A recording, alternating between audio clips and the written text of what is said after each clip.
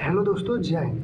तो ये वीडियो उन बच्चों के लिए है जो BSc agriculture in natural farming में एडमिशन ले लिए हैं, या गलती से लिए हो या जानबूझ के लिए हो, बट जो भी आप लिए हैं बेस्ट लिए हैं। क्योंकि जो हो जाता है उसका पछतावा नहीं किया जाता है, बल्कि उससे सीख लिया जाता है। ठीक है ना। तो ये कोर्स कोई ख़राब नहीं है, बहुत ही अच्छी कोर्स है। ठीक ना। BSc agriculture natural farming, but admission तो बच्चे ले रहे हैं, बट इनको नहीं पता इसका जो स्टडी मटेरियल है वो कहाँ मिलेंगी, इसकी किताबें जो है कहाँ मिलेगा, कैसे पढ़ाई करें, कैसे इसका एग्ज़ाम होता है। तो उन बच्चों के लिए मैं स्पेशल ये वीडियो जो है वो शूट कर रहा हूँ, जो इस बात को लेकर परेशान है कि जो हमारे सेमेस्टर होंगे उसमें क्वेश्चन कैसे आएंगे।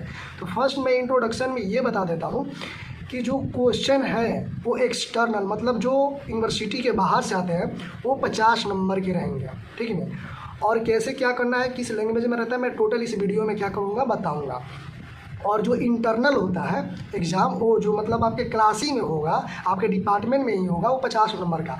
उसमें क्या है, प्रैक्टिकल इंक्लूड रहता है, मिड टर्म इंक्लूड रहता है, मतलब मिड टर्म भी होता है, उसके बाद से वाइवा भी होता है, और जो आप प्रैक्टिकल कॉपी बनाते हैं उस पर भी क्या होता है, मार्क्स मिलता है। तो ये मत सोचिएगा कि जो मिड टर्म होगा आपके क्लास में उसके लिए आपको क्वेश्चन पेपर ऐसे ही मिलेगा जो ये एक्सटर्नल एग्ज़ाम का है। बिल्कुल इस गलत फहमी में मत रहिएगा, क्योंकि टीचर क्या करेंगे, ज़्यादा से ज़्यादा बोर्ड पे क्वेश्चन लिखवा देंगे, और नहीं तो क्या करेंगे, मुंह से बोल देंगे आपको लिख लेना होगा कॉपी में, और तुरंत उसका टाइम देंगे, आधा घंटा, 1 घंटा, 40 मिनट क्वेश्चन के अकॉर्डिंग। ठीक ना।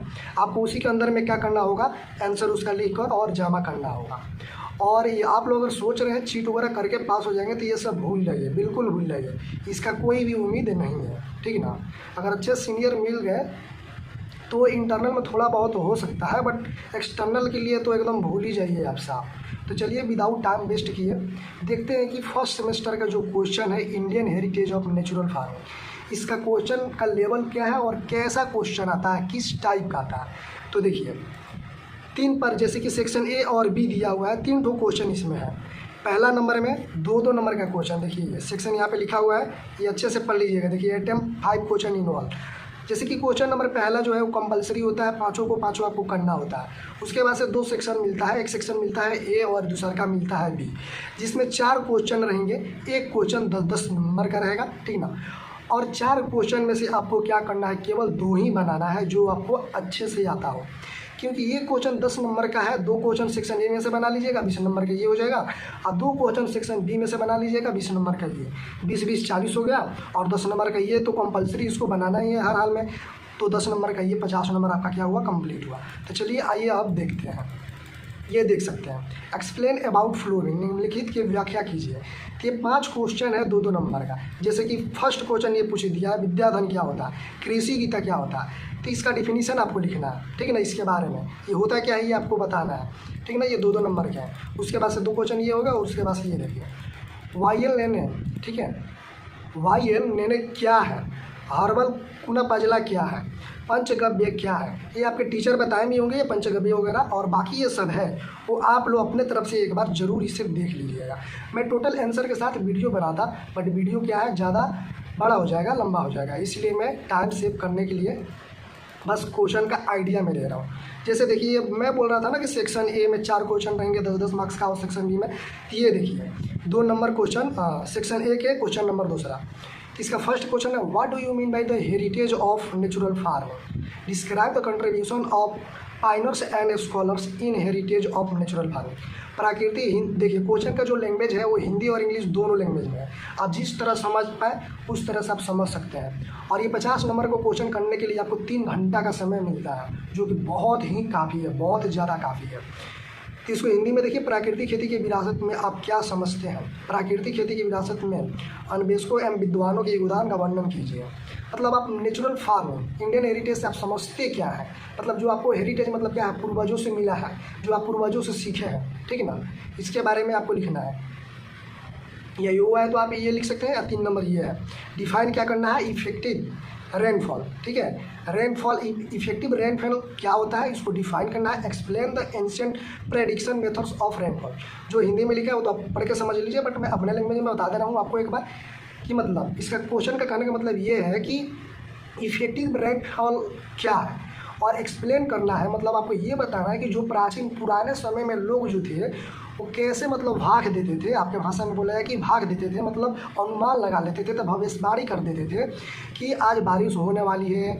क्योंकि उस टाइम उतना क्या था, टेक्नोलॉजी नहीं थी, तो उस टाइम लोग जो है क्या करते थे, ज़्यादा मतलब हवा को देखकर बता देते थे, बादल को देखकर बता देते थे, और नहीं तो और कुछ जीव जंतु होते थे, जैसे कि मान लीजिए चींटी। आज के भी डेट में आप लोग देखिएगा तो जो चींटी होती है, जब बारिश होने वाला रहता है उसके कुछ समय पहले ही अपने जितने जो अंडा होते हैं, एग जो होते हैं, वो ऊंचे मतलब जगह पर ले जाना शुरू कर देती है, मतलब अपने बिल में से निकलकर ऊंचे स्थान पर जाना शुरू कर देती है।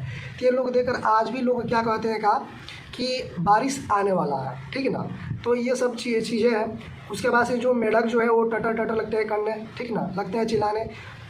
उसको उसकी आवाज़ सुन के लोग क्या करते हैं, भाग देते हैं, भविष्यवाणी कर देते हैं। कुछ पंछी भी होते हैं जो कि क्या करते हैं, ऐसे स्पेसिफिक दिशा होती है, डायरेक्शन होता है, उसके डायरेक्शन में वो डांस करते हैं या बोलते हैं, उसके भी अनुसार क्या करते हैं, भविष्यवाणी कर देते हैं।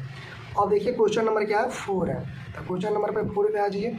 Discuss on the important documents of natural farming with their role. प्राकृतिक खेतों के महत्वपूर्ण दस्तावेजों की विवेचना उनके कार्यों के साथ कीजिए, ठीक है ना। ये भी क्वेश्चन आप क्या कीजिएगा, अच्छे से इसको देख लीजिएगा।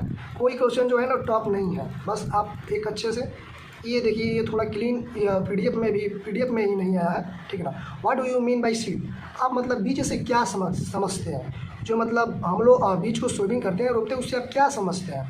Describe the collection, treatment and storage of seed in natural farming.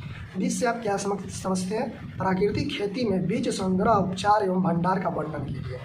तो ये आपको भी क्वेश्चन क्या है, अच्छे से देख लेना है। ये 4 क्वेश्चन थे 10-10 नंबर का, जिसमें से आपको चारों नहीं करना है, केवल 2 ही करना है, जो कि क्या है, सबसे मतलब अच्छे से आप उसको कर सकें, ठीक है, मतलब एकदम अच्छे से आप उसको लिख सकें। अब सेक्शन बी में आ जाइए। इसमें क्या है, इसमें देखिए 2 क्वेश्चन दिया है, ठीक है ना, 5 नंबर का। मतलब एक जो ये क्वेश्चन है ना, सेक्शन ए और बी, सेक्शन तो बी है, और इसमें क्वेश्चन नंबर 6 का जो है ए और बी, ये क्या है 2.55 मार्क्स का है, नहीं सॉरी, हाँ, एक क्वेश्चन जो है 5 नंबर का, 2 क्वेश्चन दिया है 5-5 नंबर का, 10 नंबर का ये है। या तो आप ये कीजिए 10 नंबर के लिए, दोनों कीजिए, ठीक है ना। Plant protection in ancient time, मतलब प्राचीन खेती में जो भी मतलब पेड़ पौधे थे उसका बचाव कैसे किया जाता था, ठीक है ना। जैसे कि मान लीजिए उसमें कीट पतंगे लग गए, फिर वेदर क्लाइमेट का इफेक्ट पड़ गया, चाहे मान लीजिए कि कोई डिसीज हो गया प्लांट को, तो उसको कैसे प्रोटेक्ट किया जाता था, ये आपको बताना है। Ancient methods of life stock management, मतलब प्राचीन पुराने समय में कह सकते हैं, पुराने समय में जो लाइफ स्टॉक थी, ठीक, ज़्यादा ऊपर चला गया,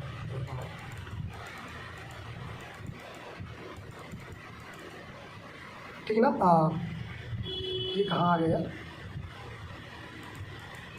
हाँ, मतलब जो भी पशु वगैरह थे वो पुराने समय में कैसे उसका मैनेजमेंट किया जाता था, कि मतलब कैसे रखा जाता था, कैसे खिलाया पिलाया जाता था, और क्या क्या उस पर ध्यान दिया जाता था, उसको मैनेज कैसे किया जाता था, ये आपको आंसर देना है। 10 क्वेश्चन नंबर 7 में वैसे ही है, 2 क्वेश्चन दिया है, 5-5 नंबर का दिया हुआ है, ठीक है ना। 10 नंबर का वैदिक कृषि प्रैक्टिसेस फॉर नेचुरल फार्मिंग, प्राकृतिक खेती के लिए वैदिक कृषि क्रियाएँ क्या है, इसके बारे में लिखना है। History of heritage natural farming, प्राकृतिक कृषि विरासत का इतिहास लिखना है आपको, ठीक है ना।